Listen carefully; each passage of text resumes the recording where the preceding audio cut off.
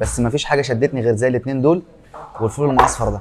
اقسم بالله طلع اختراع فعلا. لكن كجبن كاومليت كبطاطس بالموتزاريلا اي ست بيت او اي ام من امهاتنا تعرف تعملها في البيت عادي. كل سنه وانتم طيبين، رمضان كريم عليكم. حلقه جديده ان شاء الله من قناه منصور فود كورنر، والنهارده تجربه مختلفه شويه ان انا هجرب سحور في مطعم لسه فاتح جديد. طبعا من وجهه نظري انا ان اصلا الفول والطعميه مش محتاج تقييم او مش محتاج ريفيو، هو السحور قاعد. المكان الجديد دوت انا عرفت ان في شيف شكله ممتاز جدا هو اللي بيعمل السحور دوت. الاختراعات الجديده اللي هو بيعملها ديت هنشوفها هتقول ايه.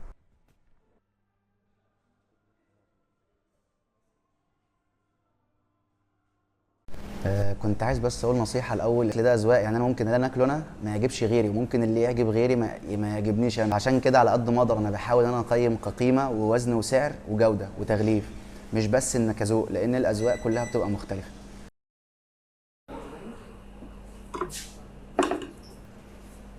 تمام زي الفل كده. وبما ان انا كلمتكم كتير عن الشيف محمد حسين ان هو صاحب الاختراعات اللي عملها ديت والطواجن اللي قدامنا اللي شكلها يفتح النفس جدا ديت، فحبيت ان هو يطلع معايا ونشوف فهمنا بقى واحده واحده كده الطواجن ديت ايه، وانا هقيم وهقول لك رايي بكل صراحه. بص، ده طاجن السعاده. طاجن السعاده ده عباره عن فرايز تمام واومليت بالهوت دوج وعليه موتزاريلا وبيخش الفرن تمام.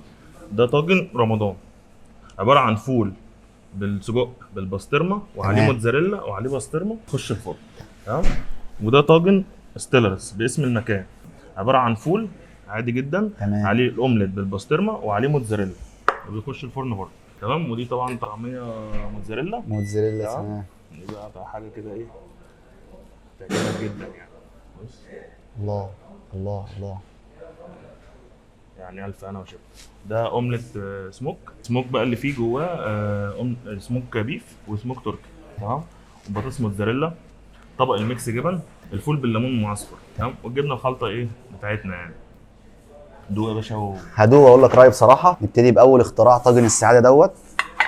بسم الله. طبعا يا جماعه العيش سخن ما شاء الله يعني. هو انا كرايي انا كمنصور الطاجن دوت كويس كطعم، البطاطس مع البيض مع الموتزاريلا جامده جدا. طاجن لو هو حد ما بيحبش الفلفل كتير يعني ممكن تقول للشيف محمد مثلا انت ممكن ايه، لا ما تحطش فلفل في الطاجن دوت. طاجن السعاده دوت عامل 50 جنيه. خش على اللي بعده طاجن رمضان. بسم الله. انا عايز ادوق الفول لوحده بحيث ان احنا نشوف الفول ايه نظامه الاول، وبعد كده يبقى ناخد ايه قطمه كده الكامله مع الفول.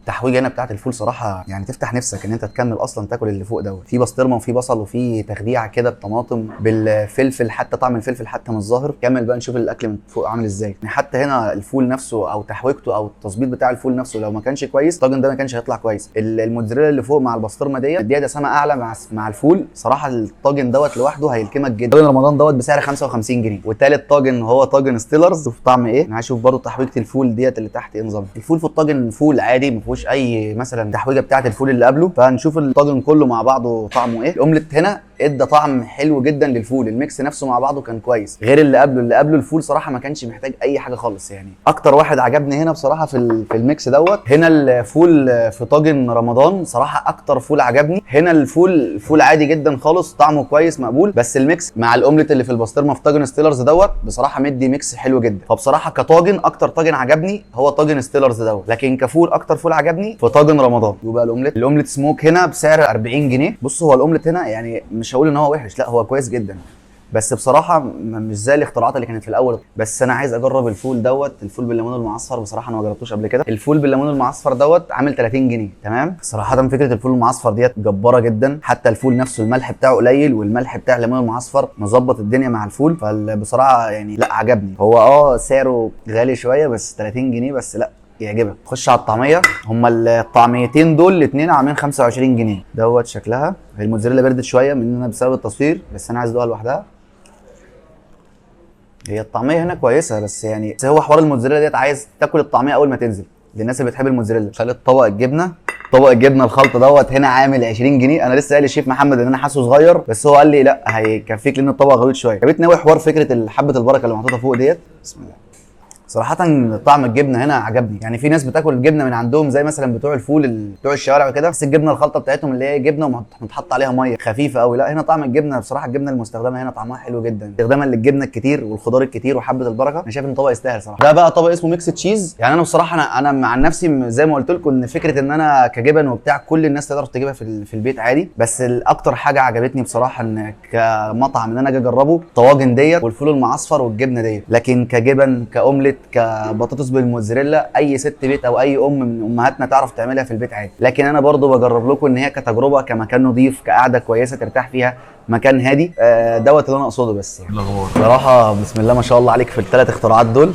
الفول هنا صراحه ممتاز جدا كخلطه كملح ككل حاجه، بس ما فيش حاجه شدتني غير زي الاثنين دول والفول المعصفر ده. اقسم بالله طلع اختراع فعلا، انا عن نفسي هعمله في البيت بعد كده. الف انا شيف محمد هو مسؤول، واللي اتقدم لي هيتقدم لكل الناس اللي تيجي هنا باذن الله. تنزل كده زي ما نازله لك نازله للناس ان شاء الله. حبيت اصور لكم المكان من جوه ان هو يقدم اصناف كتيره غير الفطار والسحور، واتمنى الحلقه تعجبكم. سلام.